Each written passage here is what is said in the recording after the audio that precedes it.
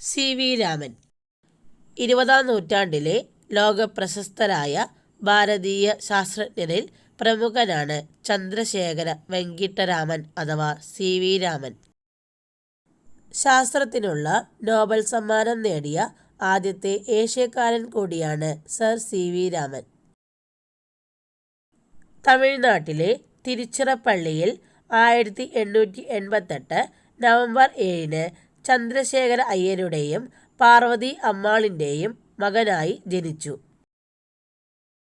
ചെറുപ്പത്തിൽ തന്നെ അസാധാരണ കഴിവുകൾ പ്രകടിപ്പിച്ചിരുന്ന അദ്ദേഹത്തിന് ഭൗതികശാസ്ത്രത്തിലായിരുന്നു ഏറെ താൽപ്പര്യം. പഠനത്തിൽ ഉന്നത നിലവാരം പുലർത്തിയിരുന്ന അദ്ദേഹം മദ്രാസ് പ്രസിഡൻസി കോളേജിൽ ബിരുദ പഠനം പൂർത്തിയാക്കി. 1907 ഒന്നാം റാങ്കോടെ ബിരുദാനന്തര ബിരുദം പൂർത്തീകരിച്ച അദ്ദേഹം കൽക്കത്തയിൽ അക്കൗണ്ട് ജനറലായി ജോലി ആരംഭിച്ചു. എന്നാൽ ശാസ്ത്ര ഗവേഷണത്തിൽ താൽപ്പര്യമുണ്ടായിരുന്ന അദ്ദേഹം 1917 തൻ്റെ സർക്കാർ ജോലി രാജിവെച്ച് കൽക്കട്ട യൂണിവേഴ്സിറ്റി സയൻസ് കോളേജിൽ ഭൗതികശാസ്ത്ര വിഭാഗം പ്രൊഫസറായി ചുമതലയേറ്റു.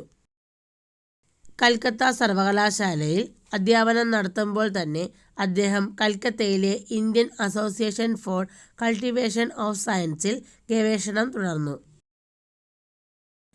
1921 യൂറോപ്പിൽ നിന്നുള്ള കപ്പൽ യാത്രയിൽ കടലിൻ്റെ നീലനിറം നിരീക്ഷിച്ചുകൊണ്ട് രാമൻ ആരംഭിച്ച പ്രകാശ പഠനത്തിൻ്റെ തുടർച്ചയായാണ് അദ്ദേഹവും വിദ്യാർത്ഥികളും ചേർന്ന് 1928 രാമൻ പ്രഭാവം കണ്ടുപിടിച്ചത്.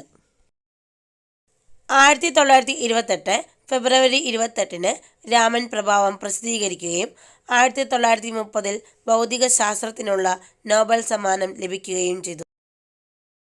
1933 ബാംഗ്ലൂരിലെ ഇന്ത്യൻ ഇൻസ്റ്റിറ്റ്യൂട്ട് ഓഫ് സയൻസിൻ്റെ ഇന്ത്യക്കാരനായ ആദ്യ ഡയറക്ടറായി ചുമതലയേറ്റു.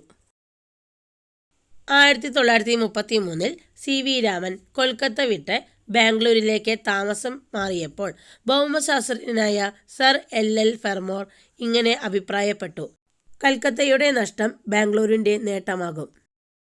1930കളുടെ തുടക്കം വരെ ആരാലും ശ്രദ്ധിക്കപ്പെടാതിരുന്ന ബാംഗ്ലൂർ ഇന്ന് ഇന്ത്യയുടെ ശാസ്ത്ര തലസ്ഥാനം എന്ന വിശേഷണം കിട്ടിയത് രാമൻ്റെ സാന്നിധ്യമാണ്. 1948 നവംബറിൽ ഇന്ത്യൻ ഇൻസ്റ്റിറ്റ്യൂട്ട് ഓഫ് സയൻസിൽ നിന്ന് രാമൻ വിരമിച്ചു. പിന്നീട് അതിനടുത്തു തന്നെ സ്വന്തം സ്ഥാപനമായ രാമൻ റിസർച്ച് ഇൻസ്റ്റിറ്റ്യൂട്ട് സ്ഥാപിക്കുകയും ചെയ്തു. 1954 അദ്ദേഹത്തിന് ഭാരതരത്നം പുരസ്കാരം ലഭിച്ചു. 1970 നവംബർ 21-ന് തൻ്റെ 82-ാം വയസ്സിൽ സി.വി. രാമൻ ഈ ലോകത്തോട് വിട പറഞ്ഞു. രാമൻ ഇഫക്റ്റ് എന്ന കണ്ടുപിടുത്തത്തിൻ്റെ ഓർമ്മയ്ക്കായി national council for science and technology communication എല്ലാ വർഷവും ഫെബ്രുവരി 28-ന് ദേശീയ ശാസ്ത്രദിനം ആഘോഷിക്കണമെന്ന നിർദ്ദേശം മുന്നോട്ട് വച്ചു. കേന്ദ്ര സർക്കാർ അത് അംഗീകരിക്കുകയും 1987 ഫെബ്രുവരി 28-ന് രാജ്യം ആദ്യത്തെ ദേശീയ ശാസ്ത്രദിനം ആചരിക്കുകയും ചെയ്തു.